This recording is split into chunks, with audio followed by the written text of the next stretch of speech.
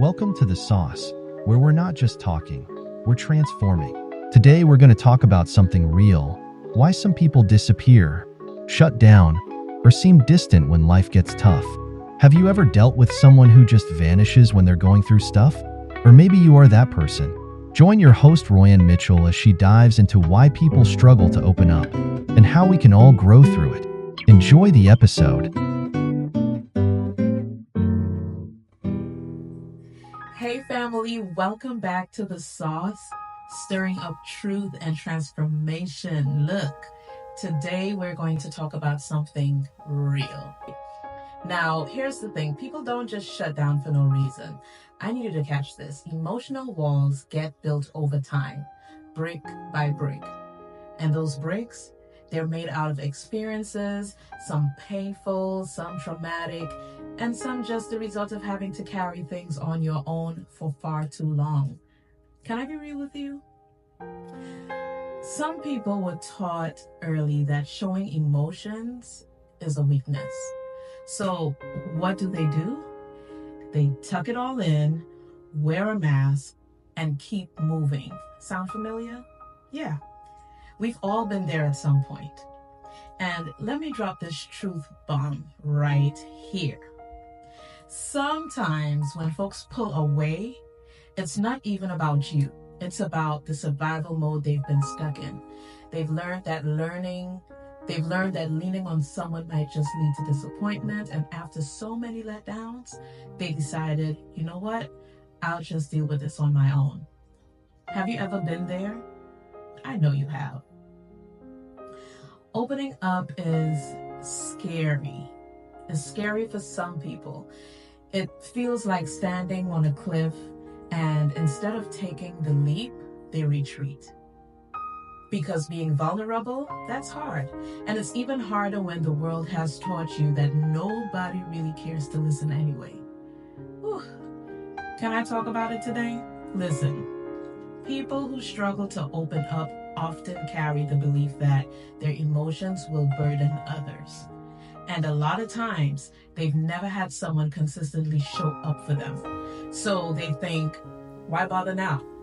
This is especially true for those of us who had to be the strong one in the family, the ones who were told, suck it up or toughen up. You don't even know how to express what you're feeling because you were never taught how to. Am I stepping on some toes yet? But here's the thing. You don't have to stay stuck in that pattern. If you're the person who shuts down when life gets tough, it's time to try something new. Healing starts when we stop believing the lie that we have to do everything alone. The truth is, God never designed us to carry burdens in isolation. That's why the Bible says, bear one another's burdens. There's power in connection, y'all. So, how do we start breaking down these walls? That's the question, right? Let me give you a few things to think about. Number one, practice opening up little by little. You don't have to spill everything at once. Start small. Share a thought, a feeling, or even say, I'm not okay today. That's progress. And then you have number two. Find your safe spaces. Not everybody can handle your truth, and that's okay. But there are people who can. So you want to ask God to lead you to the right folks, people who will hold space for you without judgment. And listen, therapy isn't a dirty word either. Sometimes it's exactly what you need.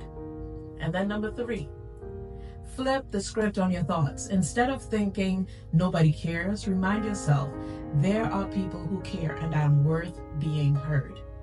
It's a shift, but it's a game changer.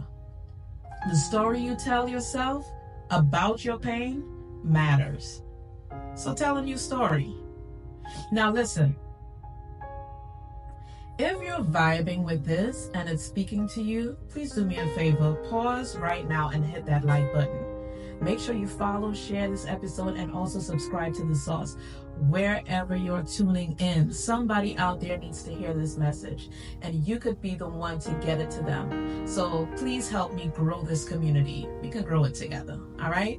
Now, let's land this plane.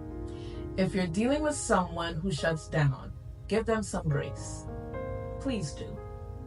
Understand that they're not rejecting you. They're just trying to survive in the way they know how. Instead of asking, "What's wrong with you?" try saying, "I'm here, and I'm here whenever you're ready." Sometimes just knowing someone's available is the key that unlocks the door. And if you're the one who tends to disappear when life gets hard, know that it's okay. It's okay to take off the mask. You don't have to have it all together to be worthy of love and connection. Let me say that again.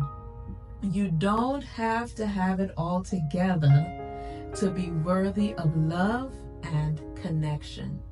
You are seen, you are valued, you are loved, just as you are, flaws and all. Family, listen. Don't let fear of vulnerability keep you from the relationships God has for you. Healing happens when we stop hiding and start showing up, even when it feels uncomfortable. Man, I feel like somebody needed to hear that today.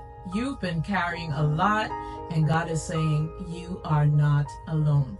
Let that sink in. You are not alone. All right, y'all, that's it for this episode of The Sauce. Please remember, life isn't about going through things in silence. It's about finding strength in connection. If this episode blessed you, please don't forget to like, follow, share, and subscribe.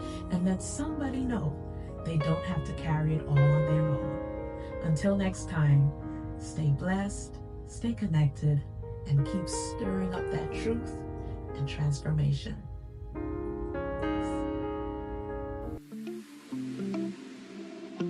Thanks for tuning in to The Sauce, where faith and real talk meet transformation.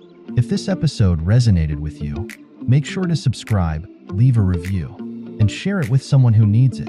And don't forget to check out Royanne's book entitled Breaking Through: A Christian's Perspective on a Journey to Freedom from Anxiety and Fear.